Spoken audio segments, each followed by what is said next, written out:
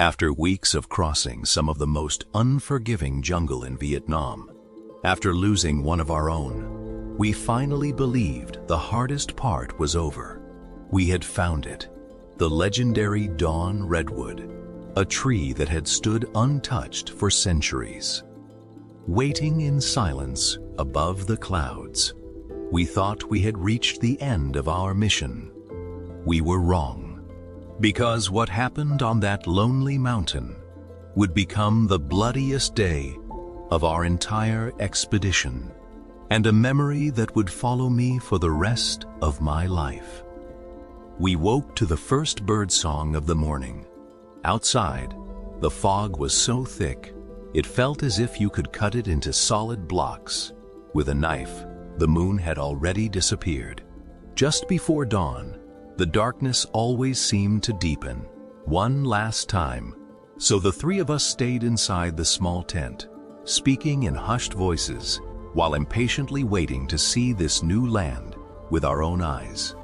When the sun finally rose, Hung climbed a tall tree to scout the surrounding area. He reported seeing nothing but an immense stretch of forest. The morning mist still blanketed everything, making it impossible to see any farther. After a short discussion, we decided to continue west. For now, our search would remain within roughly 12 miles of the cliff where we had climbed up the previous day. The forest here was surprisingly open and dry. It looked as though rain had not fallen for months. The storms we had fought through in the lower jungles had never reached this high plateau.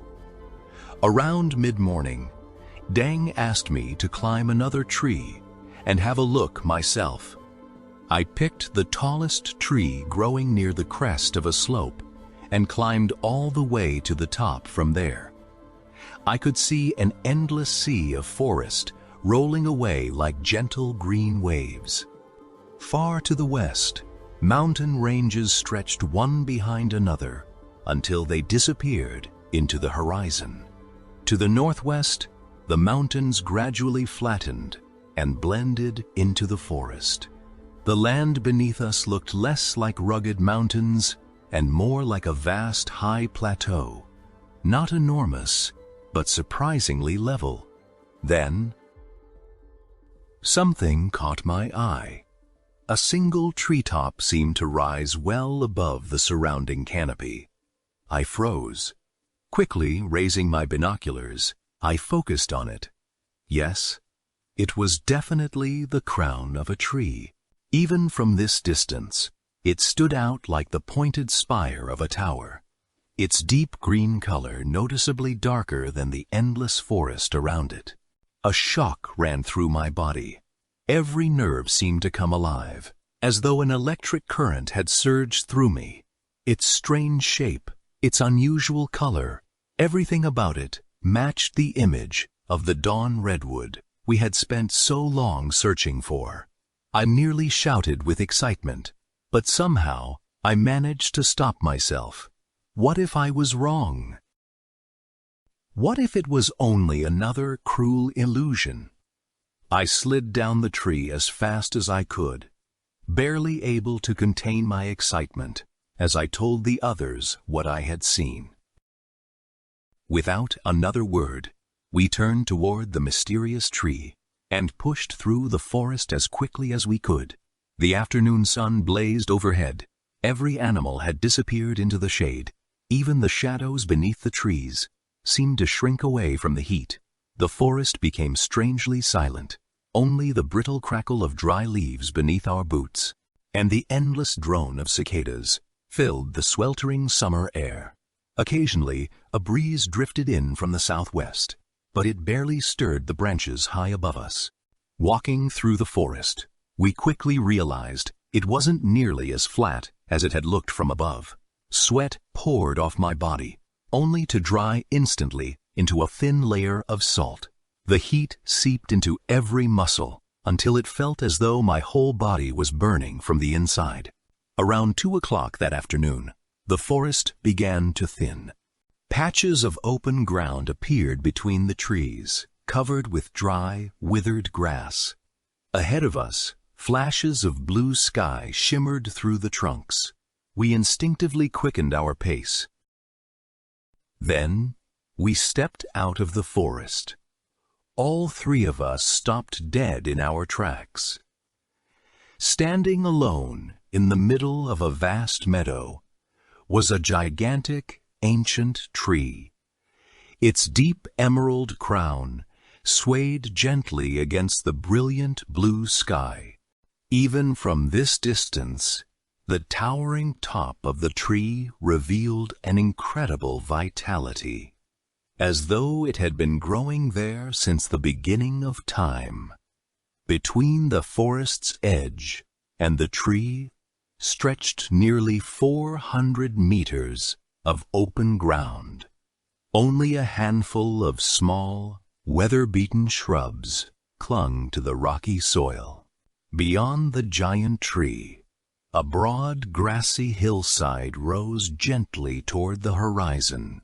For several long moments, none of us spoke. Then, almost as if waking from a dream, we hurried toward it.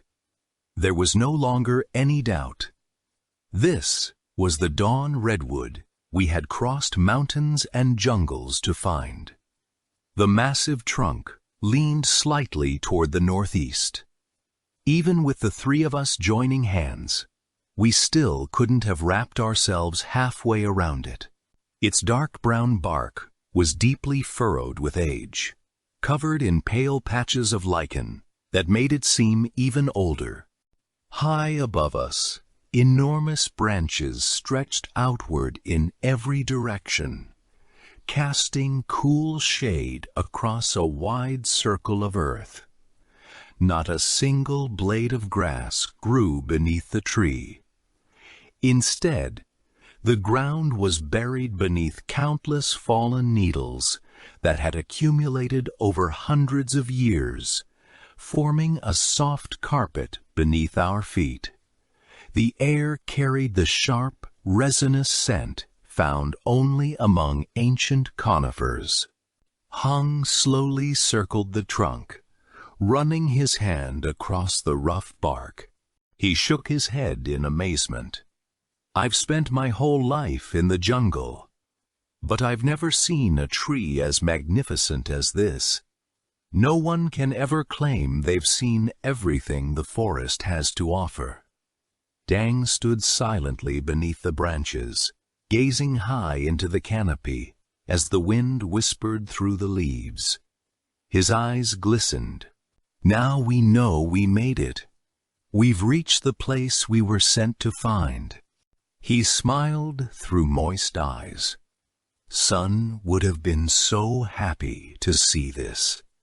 I stood there without saying a word, listening to the wind singing through the branches, watching the golden hillside glowing beneath the afternoon sun. It felt as though every hardship, every fear, every painful step of our journey had suddenly disappeared. Only joy remained, pure, weightless, and overwhelming. Dung finally broke the silence. We'll spend the night here. He pointed toward the grassy hill beyond the tree. But first, let's see what's up there. Without hesitation, we dropped our packs beneath the giant dawn redwood, slung our rifles over our shoulders, and headed uphill, almost at a run. The summit was less than half a mile away. The slope was gentle. Scattered clumps of grass grew from weathered, reddish gravel that years of rain had washed bare. After climbing only a few hundred feet, I suddenly lost my footing. A smooth, round stone rolled beneath my boot, sending me sprawling onto the ground. Luckily, my ankle wasn't injured, but both straps on my left sandal snapped loose at the same time. I set my rifle down and knelt to repair it. By the time I slipped it back on and looked up, the other two had already pulled well ahead. Just as I was about to stand, I heard it, a strange, low humming sound. At first, I thought it was a large beetle flying nearby. I glanced around. Nothing. I bent down to pick up my rifle. The sound came again, louder this time. Then, a terrifying thought flashed through my mind. My blood turned cold. I dropped to one knee and pressed my ear against the ground. The faint hum became a heavy, rhythmic whump, whump, whump. Helicopter, it had to be. The aircraft was either hovering just beyond the hill or flying extremely low, with the sound traveling through the earth. Before reaching the air, the two men ahead couldn't hear it. The wind was carrying the noise away from them. Uphill, I jumped to my feet and screamed with everything I had. "Dung! Helicopter! Get back! It's a helicopter!" Both men stopped and turned toward me, confused. I shouted again, "Run! Helicopter!"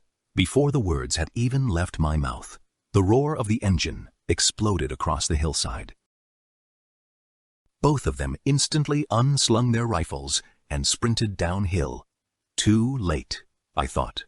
Above the crest of the hill, the spinning rotor appeared first, its blades slicing across the blue sky.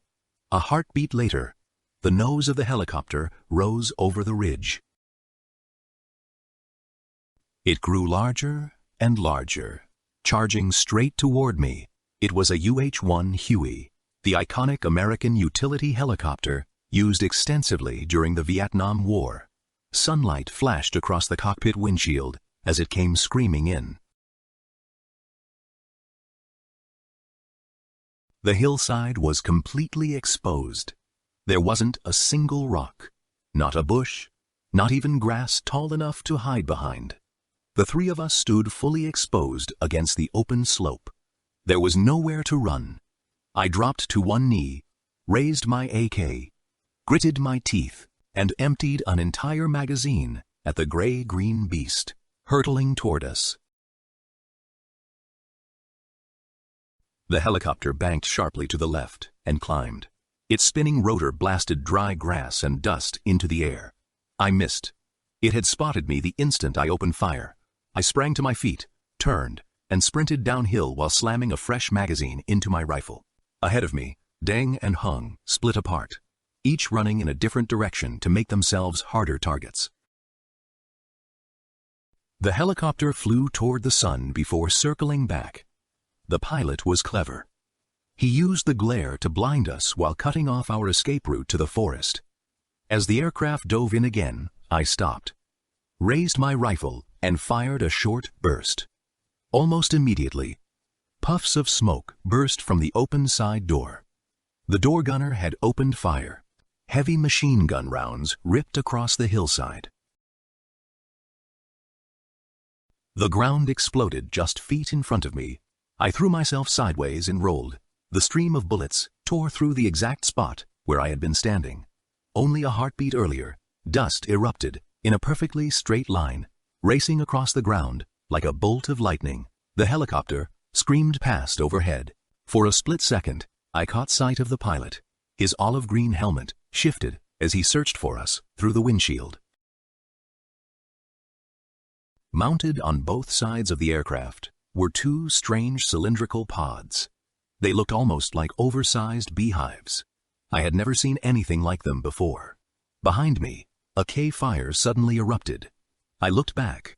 Deng and Hung were firing as they ran, throwing themselves to the ground whenever the helicopter swept in. I raised my rifle again. This time, the Huey circled back at a higher altitude, staying more than 100 meters above us. It no longer dared to dive as low as before. I aimed straight at the cockpit and fired long bursts. I knew the odds of hitting the pilot were almost non-existent, but that wasn't the point. As long as I kept forcing him to dodge, He couldn't line up a clean attack. All three of us kept firing. 3 streams of tracer fire climbed into the sky, surrounding the helicopter. Finally, it pulled up in a hurry and retreated toward the hilltop. That was our chance. We all broke into a run. If we could just reach the giant dawn redwood, we might survive. I was only about 50 meters away. The other 2 were much farther behind. Then, the engine roared again. I spun around, rifle ready. The helicopter drifted back toward us, but this time, it stayed much higher than before. So, you're afraid now, I thought. The idea had barely crossed my mind when smoke suddenly burst from both of those strange pods. 2 blazing streaks shot toward us. My heart stopped. Rockets. So that's what those pods were. I'd never seen helicopter rockets before. I dove flat against the ground, throwing one arm over my head. Boom! Boom! The explosions erupted only a few dozen meters away. The earth shook beneath me. Fragments of steel, rocks, and dirt rained down in every direction. A wall of smoke swallowed the hillside. I was still shaking dirt from my face when the engine roared overhead again. Almost at the same instant, the heavy machine gun opened up. Bullets ripped through the smoke all around me. Damn it. The rockets had been nothing more than a distraction. While we hugged the ground to avoid the explosions, the helicopter had rushed straight in for the kill. I rolled onto my back, braced my rifle against my shoulder, and fired through the drifting smoke at the gray-green shape, racing toward me, the roar of the engine, the deafening chatter of the machine gun, my own rifle hammering away. Through all of it, I could still hear 2 more AKs firing. Deng and Hung were still alive. I was only a short sprint from the dawn redwood, but the helicopter refused to let us reach it. Again and again, it swept low, trying to cut us off before we could reach the shelter of the giant trunk. We answered every attack with rifle fire.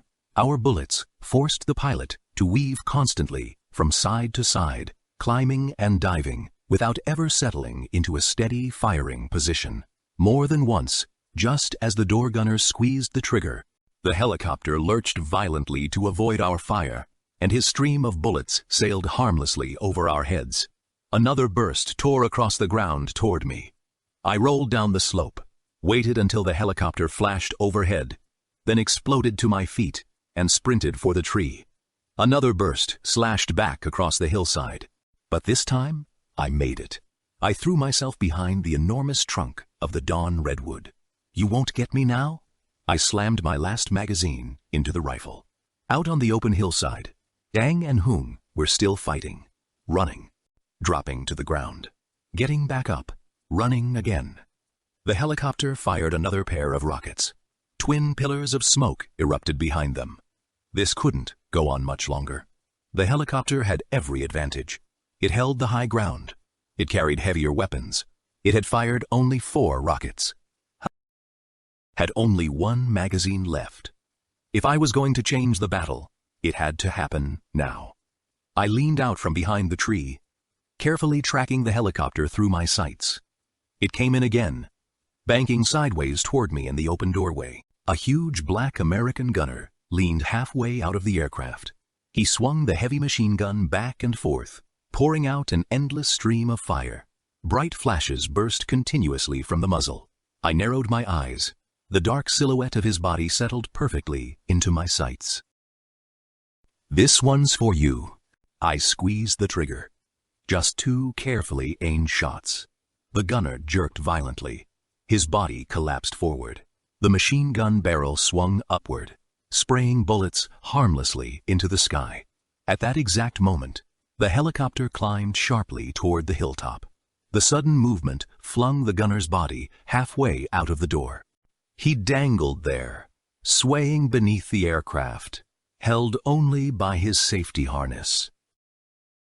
Through the settling cloud of dust, I saw 2 figures running straight toward me.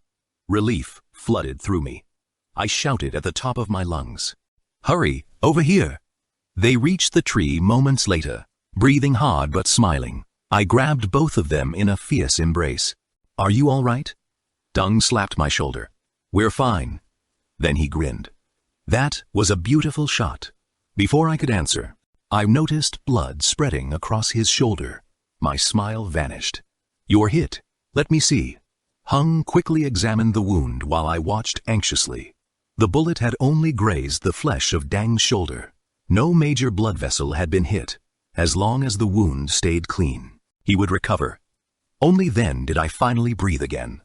Everything after that happened so quickly, it felt like being caught inside a storm. High above the hilltop, the damaged helicopter hovered almost motionless. The crew were pulling the dead gunner back inside. If it came back now, it no longer frightened me. Using the massive trunk of the Dawn Redwood as cover, the three of us could fight it all day. Go home while you still have fuel, I thought. I couldn't help admiring the pilot, facing 3 AK rifles firing from below. He had somehow managed to keep his aircraft alive. Strange how victory can make a man generous, even toward his enemy. I opened my backpack to take out my canteen. The moment I loosened the drawstring, I heard it. Whump, whump, whump. Another helicopter. My head snapped up. That can't be. The damaged helicopter was still hovering near the hill. Then I saw it. A second Huey. This one had approached from a completely different direction, flying into the wind. Its engine noise had been carried away from us until it was almost on top of our position. The first helicopter must have radioed for help. Without wasting time circling to investigate, the newcomer climbed toward the sun, gained altitude, and rolled into an attack. Deng's voice exploded beside me. "Watch out. Rockets." He grabbed my arm and yanked me behind the giant trunk. An instant later, boom, boom. The rockets screamed past and exploded.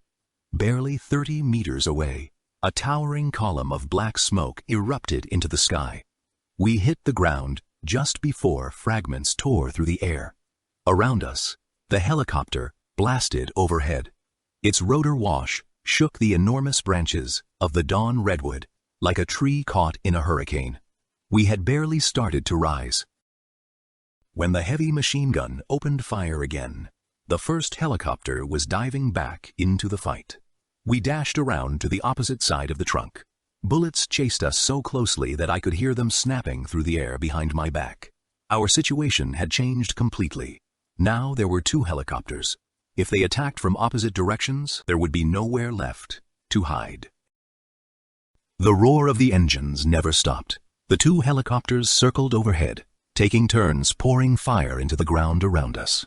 Heavy rounds slammed into the trunk of the giant Dawn Redwood with dull, brutal thuds. I could no longer tell which helicopter was which. There wasn't even time to shoot back. All 3 of us could do was watch their every move, throwing ourselves from one side of the trunk to the other, diving, rolling, scrambling for cover as streams of bullets ripped past. Then we realized what they were doing. One helicopter hovered almost motionless on the far side of the tree, firing short bursts from its machine gun. The other pulled away, climbing higher and higher. The 3 of us looked up at the same time. My stomach tightened. They were working together. The machine gun wasn't trying to kill us. It was hurting us, forcing us to stay on one side of the tree so the second helicopter could make a rocket run. It reached the right altitude, banked hard, and came diving toward us. A streak of fire tore across the sky. We threw ourselves flat. Boom! The rockets slammed into one of the massive branches overhead. The entire tree shuddered violently. Wood splinters and steel fragments exploded through the smoke. Great limbs cracked apart and crashed to the ground. All around us, Hung grabbed my arm and yanked me sideways. A branch, thicker than the pillar of a house, smashed into the exact spot where I had been a heartbeat before. Our situation was becoming hopeless. If this continued, our lives would be measured in seconds, perhaps only moments. Broken branches now covered the ground around the trunk. making it harder and harder to move. Dung spoke quickly, his voice calm despite everything. "We can't all die here." Still breathing hard, I answered immediately. "I'll run. They'll come after me." "You two make it to the forest," Hung shouted, before I could move. "No! You're staying here." I looked at both of them. "You stay. Once they chase me, run!" I pushed myself to my feet, but Dang caught my arm, pulled me back with surprising strength, and shoved me down into the fallen branches. One man running won't change anything. His eyes blazed with determination. "You have to live." Hung hurriedly dragged another branch over my body, hiding me beneath the pile of broken limbs. Without taking his eyes off the circling helicopters, he spoke quietly. "Hang on, Hai, don't worry about us." Then he jumped over the shattered branches and ran after Dung. Everything happened in less than half a minute. The rocket, the falling branches, their decision, their farewell. At the time, my mind simply froze. I couldn't even find the words to answer them. The explosions finally stopped. For a long time, I lay there, unable to move, my mind hollow, my body numb. Then, all at once, the terrible silence pulled me back to reality. I threw the broken branches off my body, grabbed my rifle, and ran toward the place where my two comrades had fallen. When I reached it, I froze.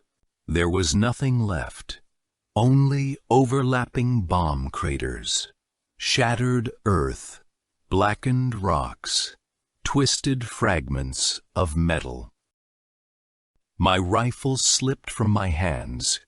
Like a madman, I dropped to my knees and clawed through the dirt with my bare fingers. Scraping from one crater to the next, I dug until my fingertips split open and bled. Only then did I remember the knife. I pulled it free and kept digging. My vision blurred with tears. Everything around me felt unreal, like some terrible nightmare. But no matter how deep I searched, there was nothing.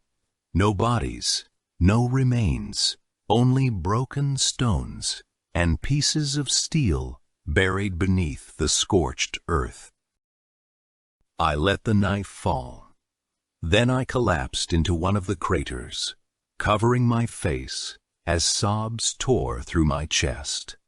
How could two living men who had been laughing and talking beside me only moments ago, simply vanish? Could an explosion really erase every trace of them? I forced myself to breathe slowly. I crawled out of the crater.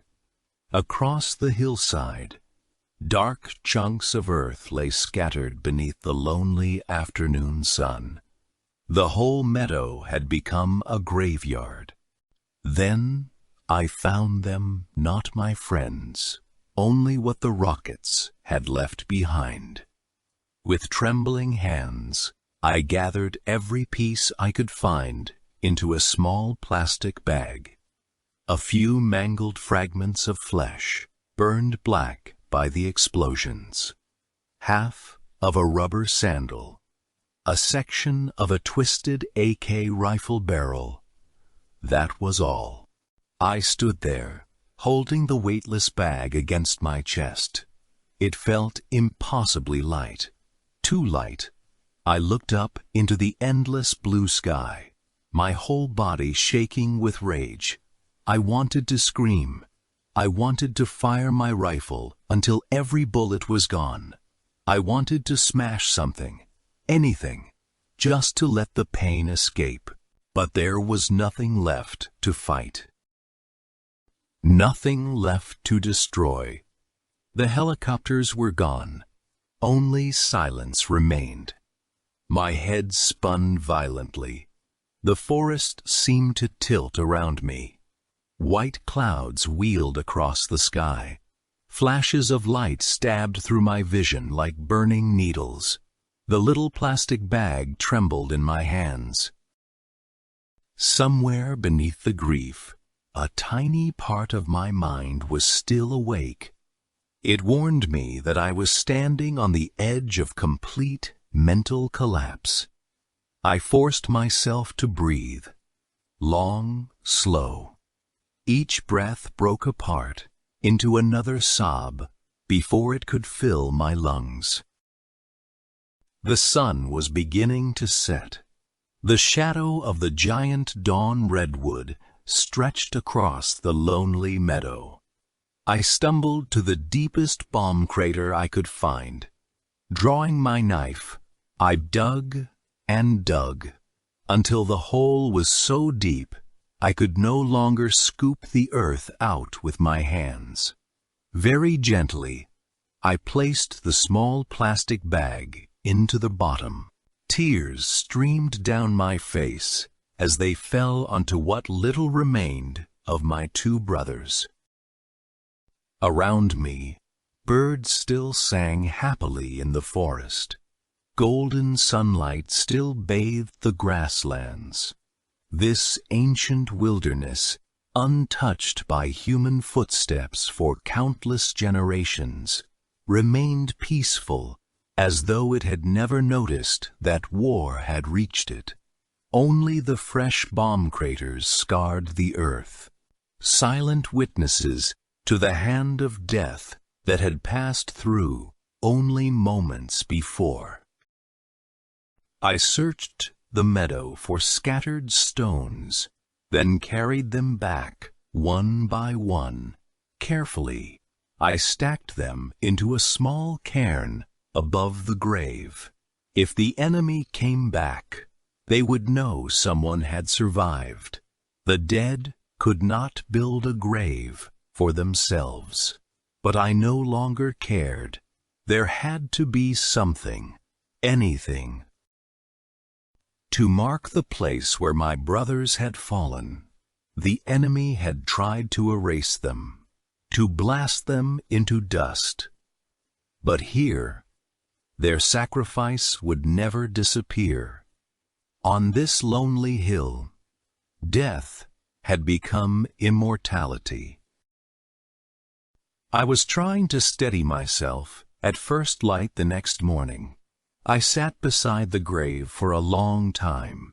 Their final words echoed over and over inside my head.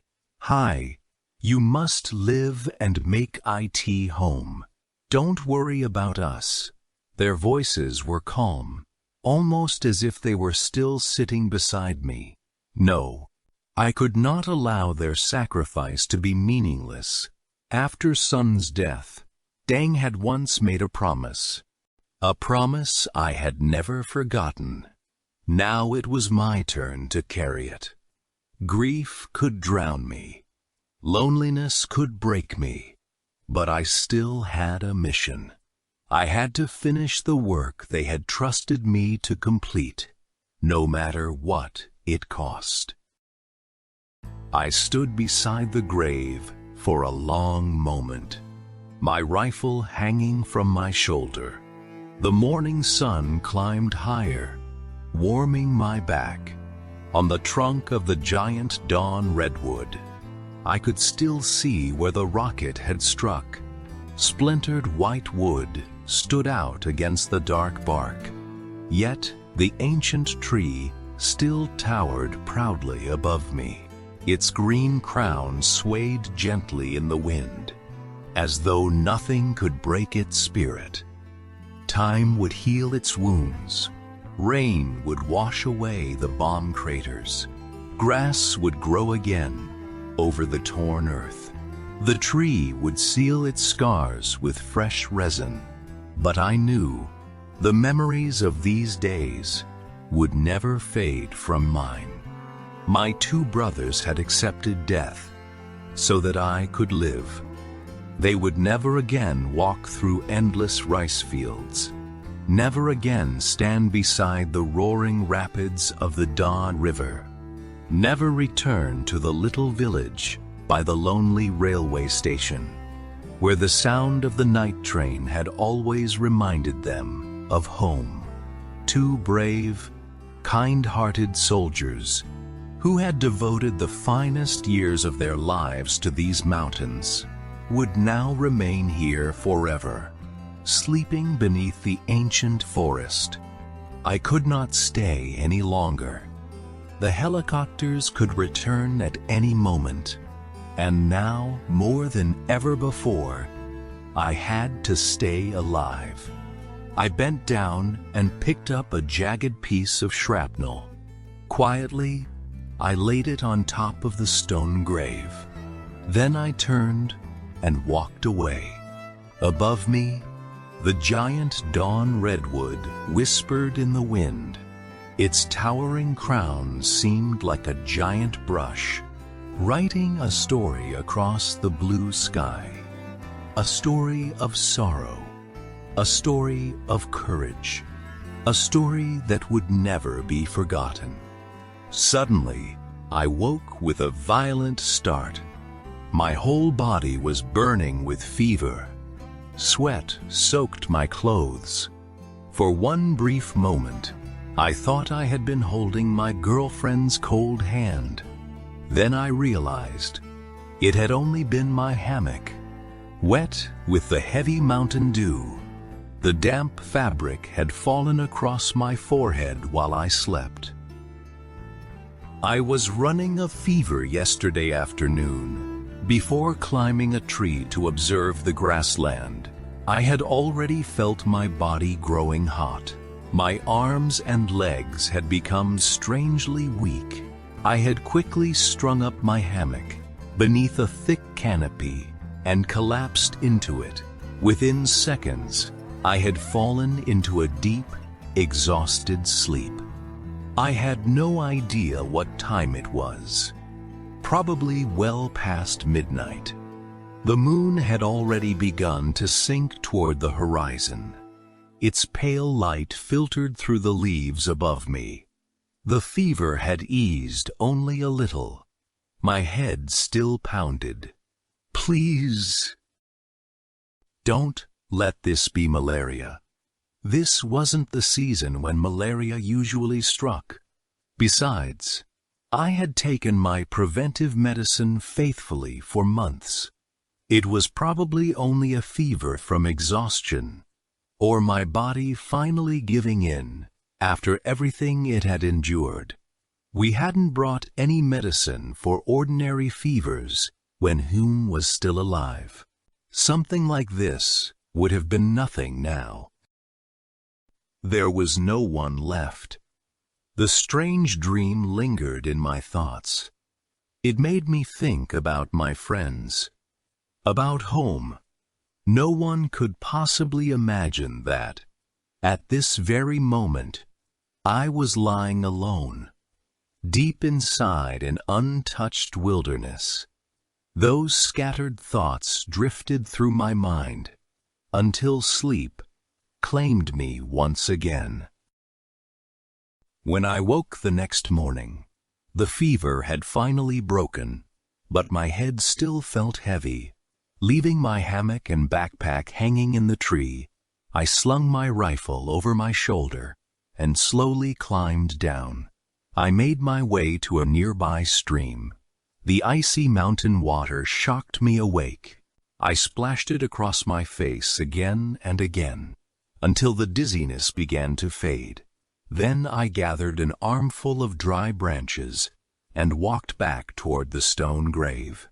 The sun had already risen, yet the meadow was still wrapped in a blanket of morning mist. Everything was silent, so silent it felt almost unnatural. I built a small fire beside the grave, then sat down, hugging my knees. Without moving, without speaking, My eyes remained fixed on the drops of dew sliding down the stones. Like tears, when the sunlight finally burned away the mist, I climbed back onto the hillside where we had fought the helicopters. I searched through the grass for the empty magazines scattered during the battle.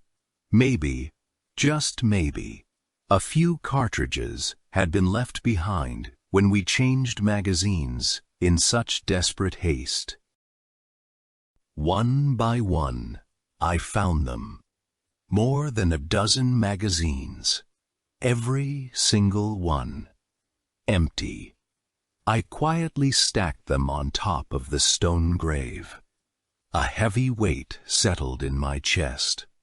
Only yesterday, after checking my rifle, I had discovered that I had just 12 rounds left.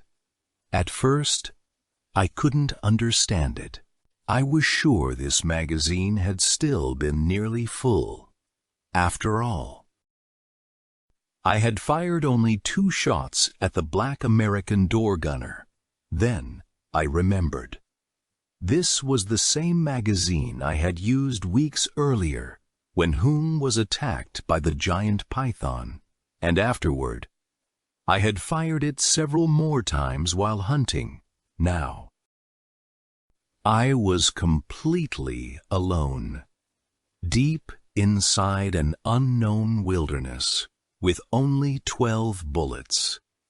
12 bullets to face enemy patrols, to defend myself against wild animals, and without ammunition. How was I supposed to hunt for food? The thought drained what little strength I had left.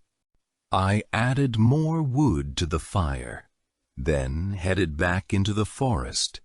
As I passed beneath the giant dawn redwood, something caught my eye. A small flash of sunlight glinted beneath a pile of broken branches and dry needles.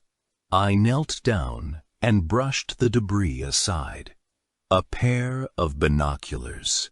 My heart leaped. I frantically searched through the pile. Moments later, I found a jungle knife holding both items in my hands. My eyes filled with tears. These were more than simple tools. They had traveled every step of the journey with us now. They had become priceless. The binoculars would let me watch for danger from afar. The knife would help me survive. They were the last silent gifts my brothers had unknowingly left behind. By evening, the western sky had turned a deep violet. Darkness slowly gathered beneath the trees. Along the forest's edge, a gentle wind drifted in from the southwest, carrying away the lingering smell of gunpowder from the battlefield. I sat beside the simple stone grave, my rifle resting across my shoulder. I don't know how long I remained there. Only when the night dew soaked through my clothes did I realize the moon had risen. Its pale light stretched my lonely shadow across the stone marker. Like a man without a soul, I struggled to my feet, then slowly walked back to the giant dawn redwood. The white mist softened the moonlight, but there was still enough light for me to find the backpacks buried beneath the fallen branches. I gathered a pile of dry leaves, lay down beside them, and pulled my hammock over myself like a blanket. Then I drew the backpacks close, holding them tightly against my chest. They still carried the familiar scent of sweat, the scent of my brothers. Clutching them in my arms, I quietly drifted into sleep. Just before dawn, the cold woke me. Shivering, I reached out in the darkness, but all my hands could find were the backpacks. now cold to the touch. For a long moment, I sat there in confusion. Then the memories came rushing back. Everything. The battle. The explosions. Their sacrifice. The unbearable emptiness closed around me, once again, until I could barely breathe now. I truly was alone. The moon had already disappeared. Everything around me dissolved into a sea of pale mist. I wrapped the damp hammock tightly around my shoulders, held my rifle against my chest, and waited for daylight.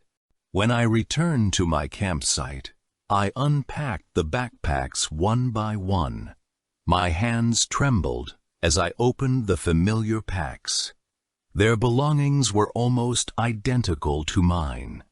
A hammock, a mosquito net, a poncho, an inflatable flotation bag, a change of clothes, sandals, simple things, the ordinary possessions of soldiers.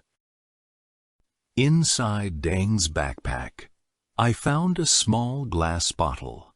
It held dozens of flints. For starting fires, there were also 2 spools of thread and several sewing needles. Inside Hung's pack, I found fishing hooks and a roll of fishing line. Then, at the very bottom, I found something that nearly made me shout with relief. An unopened 1-kilogram bag of coarse salt. To anyone else, these might have looked like worthless odds and ends. To me, they were priceless. They were the tools that would keep me alive. I carefully counted everything we had left. 4 bags of dried rice, 10 packs of military ration bars, 2 canteens filled with wild honey, more than 2 kilograms of salt. If I used them wisely, I could survive in the mountains for quite some time. For the first time since the battle, a tiny spark of hope returned. Not because life had become easier, but because survival still seemed possible. Looking through the binoculars, the rolling grasslands came into sharp focus. What had once appeared as a small yellow patch on the aerial photograph now stretched before my eyes as a series of gentle hills, rising and falling like ocean waves. The plateau extended for nearly 5 kilometers. At its widest point, almost 3 dense forests surrounded it on every side. To the east and south, no mountain peaks rose above the horizon. That could only mean one thing. This entire plateau stood far higher than the mountain ranges below it. To the west, layer upon layer of distant peaks stretched into the horizon. The nearest one was still about 7 kilometers away.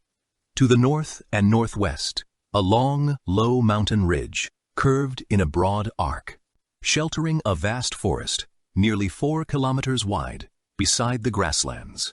The more I studied the terrain, the more certain I became. The experts had been wrong. This was not a valley at all. It was an elevated plateau. I sat there for a long time, thinking, what should I do now? The logical choice would have been to find a suitable place to establish a long-term camp. But I couldn't stop thinking about the helicopters. Their sudden appearance haunted every decision I made. Had that battle been a carefully planned ambush? Probably not. Even we hadn't known exactly when we would arrive here. There was no way the enemy could have known. So it had to be a chance encounter. But then, why had those helicopters been here in the first place? That question refused to leave my mind. Could they have been searching for the same thing we were? The possibility had been mentioned before we left. Hyun himself had warned us that it might happen. And what about the second helicopter? It had arrived only minutes after the first. It couldn't have flown all the way from a distant base that quickly. Someone must have called it in, which meant it had already been operating somewhere nearby. Would they come back? Very likely. Had they landed a reconnaissance team somewhere in these mountains? That was also possible. Whatever the answer, I had to be more cautious than ever. After hours of thinking, I finally made my decision. For the next few days, I would search the forests north of the grasslands. That was the area marked on our coordinates. First, I needed to understand the terrain. I needed to find out whether an enemy reconnaissance team had been dropped into the area. Only after that could I begin searching for the gold deposit, one problem at a time. That was the only way I was going to survive. 3 days later, just before sunset, I reached the northwestern corner of the plateau. From there, I could still see the giant dawn redwood with my naked eye. Through the binoculars, I could even make out the small pile of stones marking my brother's grave. I stood there for a long time. The lonely grave grew darker beneath the fading light. A strange chill settled deep inside me. Night was approaching. I needed to find a place to sleep. About 100 meters beyond the forest's edge stood another giant tree. It reminded me of the old banyan trees that often stood at the entrance to villages back home. Because it had grown alone in the open, it wasn't especially tall, but its crown spread so wide, an entire company of soldiers could have rested comfortably beneath its shade. There was something familiar about its shape, something comforting. Without thinking twice, I decided to spend the night there. Crossing the barren clearing, I reached the massive trunk. Climbing it was impossible. It was simply too large. But only a few meters away stood another tree. Its trunk was much slimmer, perfectly straight, and it rose even higher than the great tree beside it.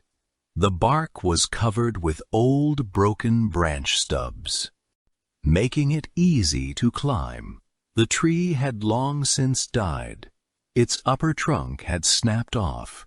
Weathered white wood showed where the bark had peeled away from the blackened scar near the top. I guessed lightning had struck it years ago. I wrapped my arms around the dead trunk, climbed steadily upward, then crossed onto one of the giant tree's broad branches there. I hung my hammock. It was barely dusk already. Mist was beginning to drift through the canopy. Tonight would be bitterly cold. Ever since I had been left alone, I had not dared light a single fire at my campsite. A fire could keep wild animals away. It could drive back the freezing mountain cold before dawn. But it could also betray my position. If enemy reconnaissance teams were hiding somewhere in these mountains, that was a risk I could not afford. During the past 3 days, I had searched almost every corner of the northern forest, all the way to the foot of the mountains. Everything I had seen pointed to the same conclusion. I was the first human being ever to set foot here. It was the height of the dry season at this elevation. The forest was surprisingly open, much drier than anywhere we had crossed before. Shrubs and vines hung limp beneath the relentless heat. The grass and ferns had turned yellow. The forest floor was buried beneath a thick blanket of dry leaves. Here and there, large boulders pushed through the earth. They were hard, pale gray basalt, their surfaces worn smooth by countless years of wind and rain. Of course, I hadn't found a single trace of gold. Covering a forest nearly 4 kilometers across, in less than 3 days, was little more than riding past on horseback and claiming you'd seen everything. The question that troubled me most still had no answer. Was the enemy still somewhere out there? Until I knew that, nothing else mattered. Not the gold, not the mission, not even survival. I had to know whether I was truly alone. I couldn't live on ration bars forever. There weren't enough left. Sooner or later, I would have to hunt. I would have to find edible plants. I would have to build a shelter. The rainy season wasn't far away. At nearly 2,000 meters above sea level, the cold nights and relentless mountain weather would slowly wear me down. Without a proper roof over my head, without a fire, without a reliable source of food, I wouldn't last long.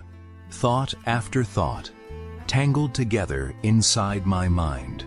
That lonely night seemed endless. The next morning, I hung my backpack from a tree, slung my rifle over my shoulder, and disappeared into the forest once again. This time, I was searching for 2 things: a place suitable for a permanent camp and something to eat. I wandered through the woods until nearly noon. Nothing. No place felt right. The biggest problem was water. Without a nearby stream, no campsite could last. Eventually, I came across several wild yam vines. I drew my jungle knife and began digging. The earth had been baked hard by weeks of scorching heat. It felt almost like stone. Before long, the skin on my hands had begun to peel away, yet the hole I dug was barely deep enough. The precious tubers that could keep a man alive had retreated far beneath the ground. To escape the dry season, I finally gave up. Empty-handed, exhausted, I turned back toward camp.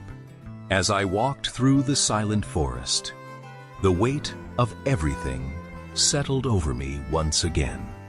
No companions, no rescue, only 12 bullets, a handful of food, and an entire wilderness that seemed determined to test every ounce of my will. From this moment on, every decision I made could mean the difference between living and never leaving these mountains again. The nightmare had taken everything from High. 3 brothers in arms, the men who had carried him through the expedition, were gone now. He was completely alone in an uncharted wilderness, with no map, no radio, and no one left to rely on but himself. Could High survive the endless jungle, fulfill the mission they had sacrificed their lives for, and find a way back home? Find out in the next chapter of this extraordinary true story.